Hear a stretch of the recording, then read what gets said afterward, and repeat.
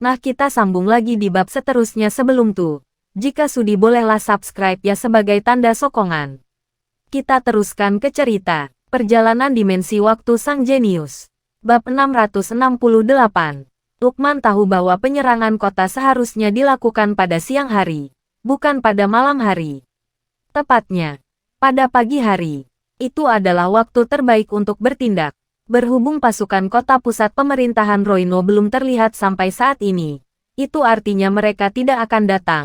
Setidaknya, mereka tidak akan datang hari ini. Gimana bisa? Kenapa mereka nggak datang? Tanya Lukman dengan heran. Bukannya kamu sudah membaca surat kemarin? Kenapa kamu masih bertanya? Ujar Wira sambil tersenyum. Aku memang membacanya. Tapi mungkinkah ini karena pria angkuh itu mau bersaing denganmu? Tanya Lukman lagi. Hanya alasan itu yang terpikirkan olehnya. Selain itu, dia sama sekali tidak punya ide lain. Wira terkekeh-kekeh, lalu menatap Lukman dan berkata dengan tenang, "Kamu benar-benar ingin tahu kebenarannya?" Lukman menatap Wira yang tersenyum tipis padanya. Dia tertegun sejenak, lalu langsung menjawab, "Tentu saja. Kalau begitu, duduklah. Aku akan menjelaskannya padamu," kata Wira. Lukman menarik napas dalam-dalam, lalu duduk di hadapan Wira dan bersiap mendengarkan dengan cermat. Wira berujar, "Setelah mendengar apa yang akan kukatakan padamu ini, kamu bebas menyebarkannya atau menyimpannya sendiri. Aku nggak peduli. Aku memberitahumu karena mungkin aku nggak bisa menyembunyikannya lagi." Lukman tertegun sejenak, tidak mengerti maksud ucapan Wira. "Tuan Wira, tolong beritahu aku," pinta Lukman dengan penasaran. Wira menarik napas dalam-dalam, lalu menjelaskan, "Poin pertama yang ingin kubicarakan adalah kondisi kerajaan Nuala. Kamu mungkin akan berpikir kalau aku menghina istana dengan berkata begini, tapi aku tetap akan memberitahumu kalau kerajaan Nuala kini kacau balau. Baik kelihatan maupun enggak, mata-mata kerajaan lain tersebar di mana-mana. Kalau terus seperti ini, kerajaan Nuala akan hancur. Bisakah kamu percaya itu?" Mendengar ini, jantung Lukman sontak berdegup liar. Dia adalah orang yang jeli dan berpandangan jauh ke depan. Jadi, tentu saja dia tahu kondisi kerajaan Nuala saat ini. Namun, Lukman tidak mengatakan apa-apa. Wira tersenyum dan melanjutkan. Dalam kondisi seperti ini, konflik internal di kerajaan Nuala juga nggak kalah parahnya. Para pejabat setia mati sia-sia, sementara pengkhianat merajalela. Ini saja sudah menjadi risiko yang bisa menghancurkan kerajaan. Aku nggak bilang pun, kamu tahu dengan jelas. Poin kedua berkaitan denganku, karena penasihat kanan memintamu menggangguku. Itu artinya dia tahu aku orang seperti apa. Aku nggak membual. Aku juga bukan jenius langka. Wawasanku cuma sedikit lebih luas dari kalian. Seperti yang kamu lihat, aku nggak peduli dengan sikap istana terhadapku. Itu karena aku bukan orang yang memuja kekuasaan. Aku cuma ingin hidup tenang sebagai orang kaya. Tapi, hanya karena dia nggak sadar, bukan berarti orang lain nggak bisa melihatnya. Saat Wira berkata sampai sini, Lukman masih tidak mengerti maksudnya. Dia berpikir Wira tengah membicarakan orang-orang di kerajaan Nuala. Raja tidak mengetahui kemampuan Wira, tetapi orang lain bisa melihatnya dengan jelas. Aku nggak sedang membicarakan orang-orang kerajaan Nuala, tapi orang-orang dari luar. Apa kamu tahu alasan kerajaan Agrel menyerang kita kali ini? Tanya Wira lagi. Lukman tertegun sejenak. Sejujurnya dia juga tidak tahu alasannya. Bisa ku beritahu padamu. Mereka melakukannya demi merekrutku, jawab Wira sendiri. Mendengar ini, Lukman langsung berseru kaget. Apa? Demi merekrutmu? Bab 669. Lukman tidak bisa percaya bahwa kerajaan Agrel akan bertindak se-ekstrem ini demi merekrut Wira. Mereka bahkan mengorbankan Rendra, sosok yang sangat berkuasa itu. Kamu mungkin nggak percaya, tapi aku nggak sedang berbohong. Kalau nggak, kenapa Rendra menghimpun pasukannya? Menurut logika, seharusnya kerajaan Agrel nggak perlu melakukan itu. Menurutku, peperangan akan segera pecah di perbatasan. Pada akhirnya, dua metode ini digunakan untuk membuatku tunduk pada kerajaan Agrel. Mereka pasti akan memaksa kerajaan Nuala untuk menyerahkanku, ujar Wira. Prediksi Wira tentu saja bukan omong kosong belaka. Dari kata-kata Dewina, Wira sudah mendapatkan jawabannya. Dia bahkan sudah bisa membayangkan bagaimana nasibnya nanti. Mana mungkin kerajaan Nuala mau berperang dengan kerajaan Agrel hanya demi dirinya. Lukman masih tidak bisa mempercayai kata-kata Wira. Namun, penjelasan Wira barusan tidak memberinya ruang untuk membantah. Jika dipikir-pikir, segala keanehan dalam situasi ini memang bisa dijelaskan dari ucapan Wira barusan. Sepertinya, semua yang diucapkan Wira memang kebenaran. Aku tahu kerajaan Nuala nggak akan melindungiku. Tapi aku tetap akan membantu Provinsi Jawali bertahan. Karena aku juga ingin tetap hidup, ujar Wira lagi. Mendengar ini, Lukman mengernyit dan berujar. Kamu bilang, kerajaan Agrel menyerang kita demi merekrutmu. Kalau gitu, kenapa kamu masih bertahan? Bukannya lebih baik kamu menyerah pada kerajaan Agrel? Kata-kata Lukman membuat Wira seketika tertawa. Kemudian, dia menjawab. Karena aku nggak ingin mengabdi pada kerajaan Agrel. Lagian, aku nggak punya ambisi besar. Kalau aku menyerah pada mereka, aku pasti akan mati. Hah, kenapa? Tanya Lukman bingung. Jawabannya sederhana saja. Makin kuat aku, kerajaan Agrel akan makin menghargaiku. Kalau aku menyerah begitu saja, mereka mungkin akan kecewa. Begitu mereka kecewa, mampuslah aku, jawab Wira. Mendengar ini, Lukman langsung mengerti. Saat ini, dia tampak sangat terkejut. Wira berkata, sekarang, kita kembali bahas surat tantangan itu. Kurasa, kamu sudah bisa menebak-nebak alasan surat tantangan itu efektif. Tapi, mungkin tebakanmu kurang lengkap. Lukman menarik napas dalam-dalam dan mengangguk. Dia lantas berkata, kalau ucapanmu sebelumnya benar, ku tebak Rendra benar-benar ingin bersaing denganmu. Bagaimanapun, dia cukup hebat karena bisa menyusup selama bertahun-tahun. Kini, setelah mendapat kesempatan untuk kembali ke kerajaan Agrel, dia tentu ingin pulang dengan membawa posisi tinggi. Dengan mengalahkan seseorang yang sangat dihargai oleh kerajaan Agrel, dia dapat menunjukkan kemampuannya. Benar, kan? Tambah Lukman. Saat Lukman berkata sampai sini, Wira mengangguk dan berujar, apalagi? Lukman menarik napas dalam-dalam dan berpikir sejenak sebelum melanjutkan. Selain itu, dia nggak percaya pada kemampuanmu. Jadi dia ingin mengujinya. Pria sombong itu pasti terpancing provokasimu. Betul, kan? Wira mengangguk. Tetapi tetap melanjutkan. Ada poin ketiga yang kamu lupakan. Apa kamu bisa menebaknya? Lukman tertegun sejenak. Lalu berkata, untuk poin ketiga, aku nggak bisa menebaknya. Wira tersenyum dan menjelaskan, Rendra itu orang yang pintar. Dia sombong dan yakin pada kekuatannya. Jadi dia nggak takut padaku. Intinya, dia ingin mengalahkanku dan memamerkan kehebatannya. Di saat yang sama, dia tertarik pada tantanganku dan ingin mengetahui kemampuanku. Bagaimanapun, dia adalah orang kerajaan Agrel. Kalau aku benar-benar cakap, dia akan makin mengagumiku dan berharap aku bekerja untuk kerajaan Agrel.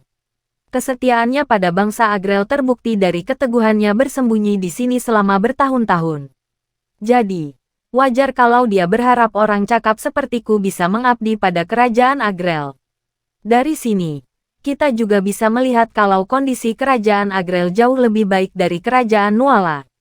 Lantaran konflik internalnya minim, mereka pun memiliki pemikiran yang sama soal pihak luar. Poin terpentingnya sangat sederhana. Dia menyanggupi permintaanku untuk menunjukkan niat baiknya. Mendengar rentetan penjelasan Wira ini, Lukman sontak ternganga. Bab 670.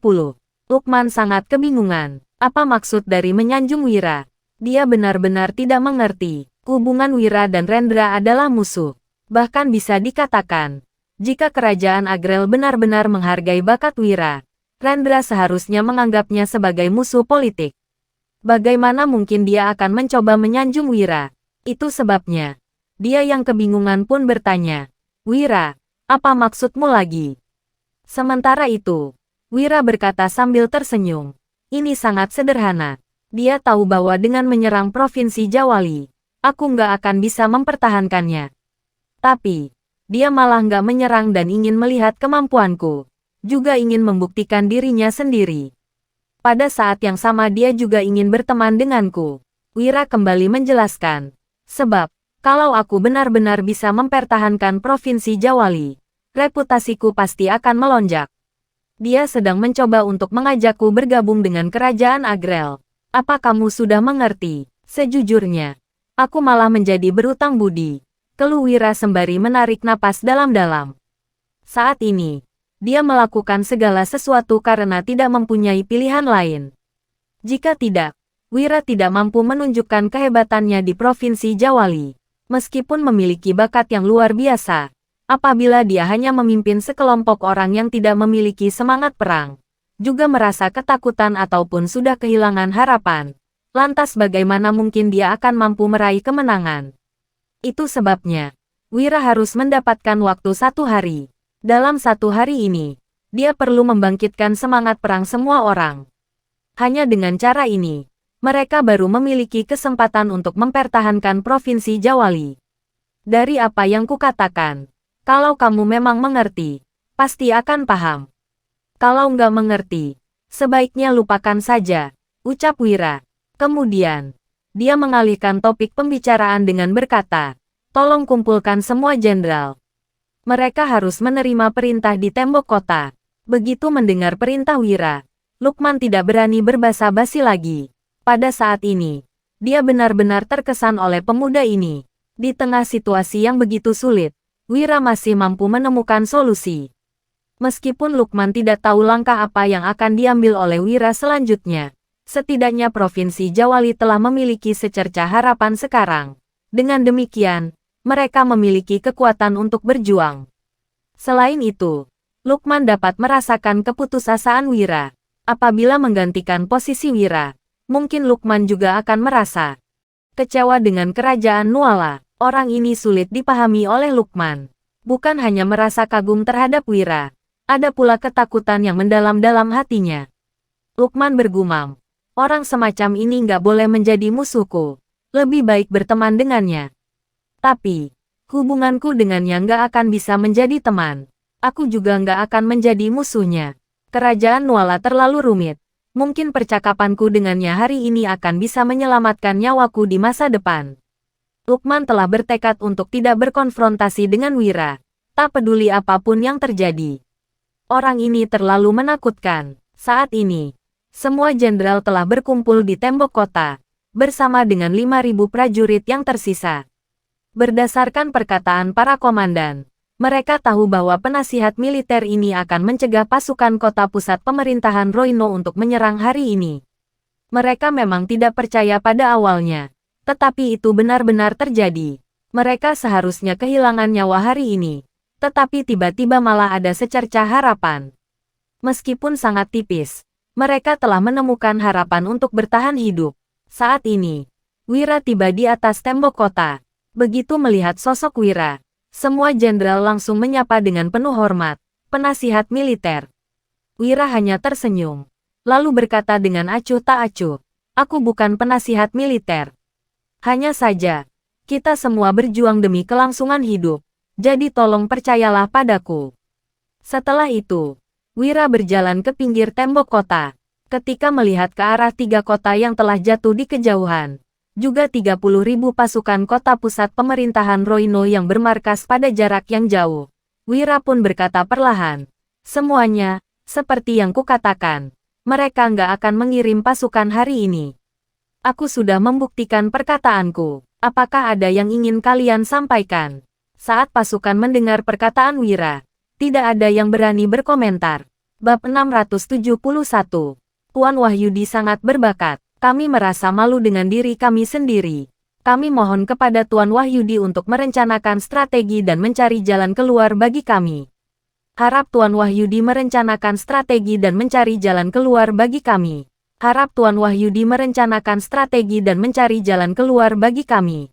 Mereka telah melihat kemampuan sejati Wira dan tentunya sudah yakin sepenuhnya sekarang. Wira pun melirik semua pasukan dengan tatapan dingin, lalu berbicara dengan tenang. Aku berjanji akan mencari jalan keluar bagi semuanya. Aku pasti akan menepati janjiku. Apalagi, janjiku yang kemarin sudah ditepati. Selama kalian percaya padaku, Provinsi Jawali nggak akan jatuh. Wira menimpali. Pembangunan parit yang belum selesai kemarin akan diteruskan hari ini. Selain itu, aku memerintahkan bahwa di dalam Provinsi Jawali, nggak ada yang boleh berbicara tentang kekalahan untuk mematahkan semangat pasukan. Kemudian, Wira mengancam, kalau aku mendengar ada para prajurit yang melontarkan kata-kata seperti ini lagi, kaptennya akan dibunuh. Kalau kapten yang mengucapkan kata-kata ini, kolonelnya yang akan dibunuh. Berlaku pula untuk kolonel. Kalau ada kolonel yang berani mengucapkan kata-kata ini, jenderalnya akan dibunuh. Apabila seorang jenderal mengatakan kata-kata seperti ini, Provinsi Jawali hanya bisa bersiap untuk kematian, tegas Wira. Setelah mendengarkan perkataan Wira, raut wajah mereka menjadi serius. Kami akan mematuhi perintah Tuan Wahyudi. Wira mengangguk, lalu melanjutkan. Beritahu masyarakat bahwa janjiku kemarin sudah diwujudkan hari ini. Beritahu juga bahwa aku ada di sini dan akan mencari jalan keluar. Bagi mereka, jadi, mereka nggak boleh menyerah dengan mudah. Setelah mengucapkan hal ini, semua orang pun mengangguk setuju. Namun, ada seorang jenderal yang bertanya, Tuan Wahyudi, walaupun krisis hari ini sudah diatasi, bagaimana kita akan menghadapi musuh besok? Begitu 30.000 pasukan mendekati kota, bagaimana mungkin kita sanggup bertahan? Beberapa jenderal lainnya juga merasa tegang. Wira hanya menanggapi sambil tersenyum. Apakah pertahanan kota sudah siap? Komandan tertinggi dari pasukan Provinsi Jawali, Noval Baskoro, segera menjawab, iya, sudah siap semuanya. Wira mengangguk seraya berkata, bagus. Perintahkan untuk menyiapkan 1.000 surat hari ini. Lalu kirimkan ke markas pasukan kota pusat pemerintahan Roino. Isinya harus menyatakan bahwa mereka adalah pengkhianat dan pasti akan mati. Keluarga mereka akan dijadikan budak dan mereka nggak akan pernah bisa melepaskan status budak tersebut. Kalau memutuskan untuk kembali berpihak kepada pemerintah, mereka akan diberikan pengampunan. Setidaknya mereka akan bisa pensiun tanpa bahaya. Aku yakin bahwa kalian tahu bagaimana cara menulisnya, lanjut Wira. Setelah mendengar ini, para jenderal sontak mengangguk. Mereka tentu bisa menulis surat semacam ini. Namun, Noval berpikir sejenak dan berkata, Tuan Wahyudi, karena mereka semua berani memberontak, itu berarti bahwa pasukan kota pusat pemerintahan Roino sangat setia melayani Rendra. Aku merasa bahwa strategi pemecah belah seperti ini mungkin gak akan berhasil. Wira mengangguk, tetapi dia menjelaskan, pertimbanganmu cukup dalam. Benar, cara ini mungkin gak akan berhasil sepenuhnya, tapi kita bisa menanamkan benih di dalam hati mereka. Lakukan saja dengan yakin. Usai Wira mengatakan itu, perintah ini langsung diteruskan ke prajurit lain. Ketika 30.000 pasukan dikerahkan sepenuhnya besok, siapkan puluhan pesilat andal. Pada hari pertempuran, mereka akan menyusup secara diam-diam, lalu membakar persediaan makanan dan perlengkapan pasukan kota pusat pemerintahan Roino. Bakar sebanyak mungkin yang bisa dibakar, timpal Wira. Kali ini, Noval mengangguk setuju terhadap usul Wira. Selain itu, jangan mengkhawatirkan pertahanan kota besok. Kalian cukup persiapkan minuman keras dan letakkan di menara kota. Itu akan sangat berguna, lanjut Wira. Mendengar perkataan Wira, para jenderal agak kebingungan. Salah satu dari mereka bertanya, apakah ini saja sudah cukup? Wira menjawab sambil tersenyum. Tentu saja, ini sudah cukup. Setelah itu, Wira langsung meninggalkan mereka. Meskipun para jenderal tidak sepenuhnya memahami maksud sebenarnya dari instruksi Wira, mereka tetap menjalankannya. Dalam waktu singkat, semua barang yang dibutuhkan telah siap. Pada saat yang sama, Provinsi Jawali kembali bersemangat dan penuh harapan. Tuan Wahyudi pernah mengalahkan Raja Tanui. Dengan adanya dia di sini, Provinsi Jawali pasti mampu bertahan. Benar, kita harus percaya pada Tuan Wahyudi. Dia pasti bisa melindungi Provinsi Jawali. Provinsi Jawali kembali dipenuhi oleh harapan. Di dalam tenda perang kota pusat pemerintahan Roino, Rendra juga terlihat sangat menantikan. Setelah mengetahui kabar tersebut, dia sontak berkata, memulihkan semangat rakyat dalam satu hari memang nggak mudah. Tapi bagaimana mereka akan melawanku? Wira, aku sangat menantikannya. Bab 672. Saat Rendra merasa penasaran, Panah-panah mulai ditembakkan langsung ke tenda perangnya. Setiap anak panah membawa sepucuk surat. Totalnya ada ribuan surat dalam serangan ini. Saat ini, semua orang dalam pasukan kota pusat pemerintahan Roino telah menerima surat-surat itu. Rendra tentu juga melihatnya. Dia memegang surat itu, lalu berkata sambil tersenyum. Trik kecil untuk memecah belah dan memengaruhi pikiran ini benar-benar menarik. Tapi dia nggak tahu bahwa pasukan kota pusat pemerintahan Roino adalah bawahanku. Selama bertahun-tahun, mereka adalah tangan kananku. Perkataan Wira nggak akan bisa memengaruhi mereka begitu saja. Rendra tidak terlalu menghiraukan surat-surat ini. Tetapi banyak orang di pasukan kota pusat pemerintahan Roino telah membacanya. Saat melihat surat-surat itu, jantung mereka berdetak kencang. Bagaimanapun, tindakan mereka merupakan pengkhianatan dan pembelotan nyata. Setelah peristiwa ini, mereka hanya memiliki dua pilihan, yaitu antara mati atau tetap setia kepada Rendra. Mereka adalah orang-orang yang telah dibina oleh Rendra selama bertahun-tahun dan sama sekali tidak memiliki keraguan terhadapnya. Mereka tahu bahwa Rendra telah melakukan pengkhianatan, tetapi mereka tidak mengerti apa alasan dia melakukannya. Namun mereka tetap setia, hanya saja kini muncul keraguan dan kekhawatiran kecil di dalam hati mereka.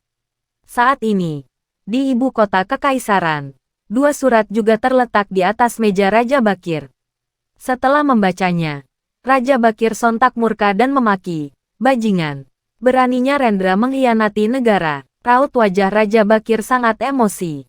Semua pejabat yang berada di hadapannya merasa sangat tegang dan cemas. Meskipun merasa kesal karena Rendra telah mengkhianati negara, Raja Bakir malah tidak mengambil hati. Dia lebih mengkhawatirkan tentang pergerakan pasukan kerajaan Agrel di perbatasan. Menurut laporan intelijen, pasukan besar itu telah menuju perbatasan kerajaan Nuala. Hal ini menandakan awal dari peperangan. Pada saat ini, Kemal segera berkata, "Yang mulia, Provinsi Jawali harus diselamatkan secepatnya. Hamba memohon agar Yang Mulia segera mengirimkan pasukan untuk menyelamatkan Provinsi Jawali dari krisis ini." Namun, Ardi yang mendengar kata-kata itu segera menggeleng dan ikut berpendapat, "Yang Mulia, itu bukan keputusan yang bijak. Kita sedang dalam perang perbatasan yang mendesak. Hamba mendengar bahwa putra Raja Tanui telah kembali dengan 200.000 pasukan untuk menyerang perbatasan kita." Ardi kembali menjelaskan, "Kalau membagi pasukan untuk menyelamatkan Provinsi Jawali, perbatasan kita akan berada dalam bahaya. Bagaimanapun, dengan 30.000 pasukan yang dimiliki Rendra, kita sudah kehilangan 30.000 prajurit. Untuk menyelamatkan Provinsi Jawali dan mengatasi krisisnya, kita memerlukan setidaknya 50.000 bahkan 80.000 pasukan. Tapi, itu akan mengurangi kekuatan kita sebanyak 100.000 pasukan. Ini adalah konspirasi dari kerajaan Agrel," timpal Ardi. Perkataannya tentu dipahami oleh semua orang yang ada di sana. Kemal sendiri juga memahami bahwa ini adalah konspirasi dari kerajaan Agrel. Akan tetapi, Kemal mengambil inisiatif untuk mengatakan hal tersebut karena Wira berada di Provinsi Jawali. Namun, dia tahu jelas bahwa Raja Bakir tidak akan mengirim bantuan untuk Provinsi Jawali.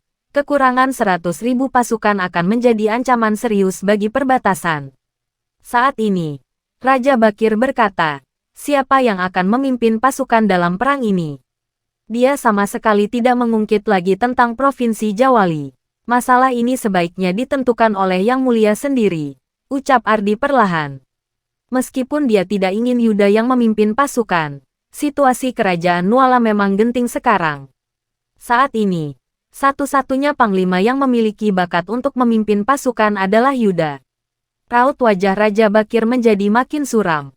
Kini, hanya Yuda yang mampu mempertahankan perbatasan.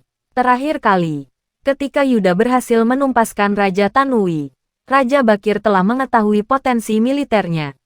Namun, dia khawatir bahwa Yuda akan makin kuat dan menjadi dirga yang kedua. Bab 673. Sejujurnya, Raja Bakir sangat enggan mengutus Yuda untuk menghadapi situasi tersebut. Saat ini, Gatot bangkit dan berkata, "Yang Mulia, mohon izinkan Panglima Yuda untuk memimpin pasukan." Gatot bukan pendukung dari faksi penasihat kiri maupun kanan. Gatot adalah salah satu dari sedikit pejabat yang bersikap netral di istana. Dia selalu mempertimbangkan kepentingan nasional di atas segalanya. Meskipun Gatot tahu bahwa permintaannya mungkin tidak akan disetujui oleh Raja Bakir, dia tetap mengatakannya. Begitu mendengar hal ini, Raja Bakir sontak menarik napas dalam-dalam. Kemudian, dia mengangguk seraya berkata, "Aku akan mempertimbangkan permohonanmu. Sekarang, kalian semua sudah boleh meninggalkan tempat ini." Setelah para pejabat pergi, Raja Bakir kembali ke ruang kerja istana. Begitu masuk, permintaan pertamanya adalah untuk memanggil Yuda. Sementara itu, Yuda juga telah mendengar tentang situasi di Provinsi Jawali. Meskipun sangat khawatir, dia juga memiliki keyakinan besar dalam kemampuan Wira. Wira bahkan mampu menumpaskan pasukan besar Raja Tanui. Itu sebabnya, Yuda sangat yakin bahwa pasukan Rendra yang hanya berjumlah 30.000 prajurit itu tidak akan mampu mengancam seorang penasihat militer. Saat ini, Yuda telah dipanggil oleh Raja Bakir sehingga hanya bisa pergi ke ruang kerja istana. Setelah memberi hormat, Yuda pun berkata, "Yang mulia, ada apa memanggil hamba?" Raja memandang Yuda sambil mengangguk. Lalu dia berkata dengan acuh tak acuh, "Yuda, sekarang perbatasan dalam kekacauan. Aku ingin kamu yang memimpin pasukan. Apakah kamu bersedia?" Yuda tahu bahwa Raja Bakir pasti memintanya datang untuk hal ini. Jadi dia tidak menolak. Ini adalah impian besar ayahnya. Juga keadilan yang ada di dalam hatinya. Yuda pun menjawab, "Hamba bersedia." Raja Bakir mengambil napas dalam-dalam dan memandang Yuda dengan tajam. Tak lama kemudian, dia berkata, "Yuda, aku tahu bahwa kamu memiliki dendam dan kebencian di hatimu. Tapi aku nggak peduli."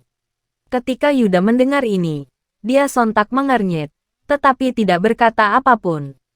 Tentu saja dia memiliki kebencian dalam hatinya. Raja Bakir telah membunuh ayahnya demi sedikit keraguan dalam hatinya. Yuda tidak akan melupakan hal ini selamanya. Saat ini, Raja Bakir bangkit sambil bertanya, "Tapi apa kamu tahu? Kenapa ayahmu rela pergi mati?" Suaranya memang kecil, tetapi itu malah membuat Yuda tersentak. Raja Bakir berkata, "Hari ini, aku akan mengobrol denganmu, dengan mengabaikan identitas dan hierarki. Aku hanya ingin membiarkan kamu tahu apa yang kupikirkan. Ayahmu rela mati, meskipun dia tahu bahwa kematian pasti menantinya. Dia tetap kembali ke ibu kota kerajaan sendirian. Itu karena dia menyadari bahwa aku memperlakukannya dengan baik. Dia juga berjasa untuk kerajaan Nuala. Tapi, aku adalah raja yang memegang kuasa tertinggi atas seluruh kerajaan. Sumber daya terbaik dipertahankan sampai waktu yang tepat tiba. Kamu seharusnya memahami hal ini," timpal Raja Bakir. Kemudian, Raja Bakir melanjutkan, "Dirga rela mati karena dia menyadari kesalahannya. Setiap dari kalian mengaku setia pada kerajaan Nuala, tapi kalian justru nggak memahami bagaimana aku mengharapkan kesetiaan itu ditunjukkan. Ayahmu nggak tahu tentang ini, tapi aku yakin dia pasti sudah mengerti setelah meninggal. Jadi aku harap kamu juga bisa mengerti. Kali ini, aku masih akan memberimu tanggung jawab untuk menjaga perbatasan. Aku percaya padamu karena kamu adalah anak Dirga dan pilar dari kerajaan Nuala. Tapi, kamu seharusnya memahami pemikiranku. Ayahmu pasti nggak berharap kamu menjadi dirinya yang berikutnya. Dan aku bahkan lebih nggak mengharapkan itu terjadi. Apa kamu mengerti?" Tegas Raja Bakir. Hari ini, Raja Bakir telah menjelaskan semuanya dengan sangat jelas. Namun, itu malah membuat hati Yuda sangat sedih. Segala ketulusan ayahnya mungkin hanya dapat ditukarkan dengan kata "seharusnya". Juga dengan perkataan dari Raja Bakir tentang bagaimana dia berharap Yuda akan bertindak. Lebih dari itu, kematian ayahnya seolah-olah sudah sepantasnya terjadi. Di momen ini, hati Yuda sangat hancur. Namun, dia malah menahan diri, lalu berkata sambil tersenyum pahit, "Hamba memahami pemikiran yang mulia." Raja Bakir tidak menjelaskan lebih lanjut, melainkan berkata, "Kamu sudah tahu tentang masalah di Provinsi Jawali. Penasihat militer yang kamu sebutkan itu ada di sana. Karena kamu mengatakan bahwa dia adalah jenius yang tak tertandingi. Juga berprestasi atas kemenangan melawan Raja Tanui. Pasukan 30.000 Rendra tentu nggak akan bisa mengalahkannya dengan mudah. Aku berjanji padamu, setelah kondisi perbatasan aman, kamu bebas menentukan nasib Rendra. Janji Raja Bakir kepada Yuda. Selesai untuk bab ini, kita tangguh dulu di sini dan tunggu ke episode seterusnya nanti.